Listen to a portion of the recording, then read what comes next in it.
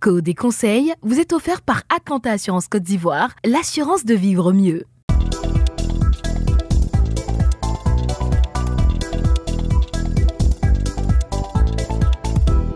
Comment lire les marques au sol est notre sujet du jour. La signalisation horizontale est l'ensemble des marques peintes sur la chaussée.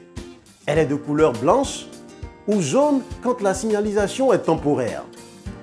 Elle est faite en grande partie des lignes et des flèches.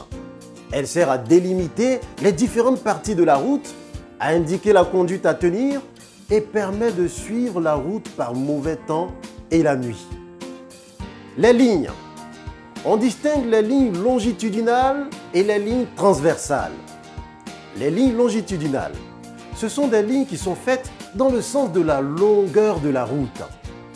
La ligne continue, c'est une ligne pleine qui divise la chaussée en deux parties ou la délimite. Elle ne doit jamais être franchie ni chevauchée. La ligne discontinue, c'est une ligne faite de pleins traits et des vides. Elle divise la chaussée en deux parties ou en plusieurs voies de circulation. L'on ne peut la franchir que pour dépasser, changer de voie ou traverser la chaussée. La ligne mixte ou accolée, elle est constituée d'une ligne continue doublée d'une ligne discontinue. Les conducteurs ne doivent tenir compte que de la ligne qui est située de leur côté. Les lignes transversales, ce sont des lignes qui sont faites dans le sens de la largeur de la route. Par exemple, la bande stop, c'est une ligne continue qui joue le même rôle que le panneau stop vertical devant laquelle l'on doit marquer un arrêt obligatoire. La ligne céder le passage, c'est une ligne discontinue. Elle joue le même rôle que la balise de céder le passage devant laquelle l'on doit laisser passer les véhicules prioritaires. La ligne d'effet des feux, elle est constituée d'une ligne discontinue située juste avant le passage pour piétons. C'est la ligne devant laquelle l'on doit marquer un arrêt obligatoire devant le feu rouge. Autre signalisation horizontale. Les zébras. Ce sont des traits ou hachures recouvrant une partie de la chaussée. Il est interdit de circuler, de stationner ou de faire un arrêt sur ces zébras. Le passage pour piétons. Il est matérialisé par de larges lignes blanches. C'est l'endroit où le piéton doit traverser la chaussée.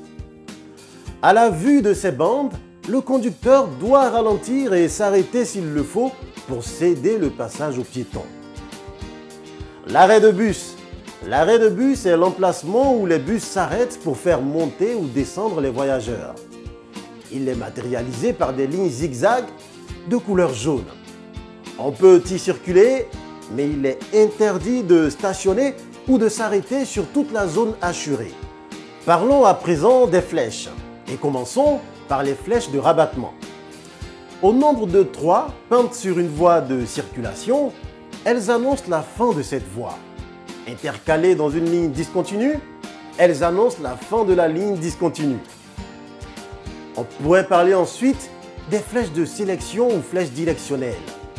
Les flèches de sélection indiquent la voie que le conducteur doit emprunter selon la direction où il veut aller. Il regagne cette voie dès la première flèche. Code et conseils vous a été offert par Atlanta Assurance Côte d'Ivoire, l'assurance de vivre mieux.